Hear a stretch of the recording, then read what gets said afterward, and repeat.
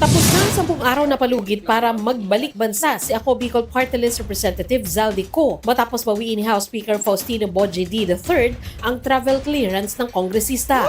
Pero walang Zaldico na nagpakita sa kamera. Sa halip, ipinost sa kanyang Facebook page ang kanyang pagbibitiw bilang miyembro ng kamera. Ayan na. Ayon kay Ko, dahil yan sa aniya ay totoo at malubhang banta sa buhay niya at ng kanyang pamilya. Oo, kasi galit ang taong bayan eh. Because lahat ng kontraktor, ikaw ang tinuturo sa Congressman Zaldico.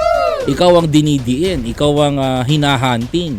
Diba? So hindi mawawala itong galit ng Pilipino na to kung hindi ka lulutang. Ang problema dito mga kababayan ko, paano lulutang si Zaldico, mga kababayan ko, kung may mababanggit siyang tao.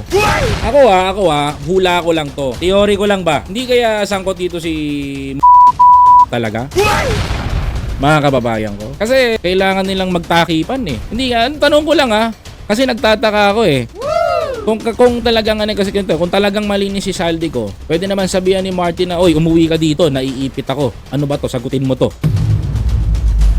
Ganun no? Diba? Kung totoo man to, kung totoo yung pinaparatang sa'yo, sagutin mo to, umuwi ka sa Pilipinas, pwedeng ganunin ni to. Kasi nadadamay ang pangalan niya eh. Nadadawit mga kababayan, di ba? Tama ba ako?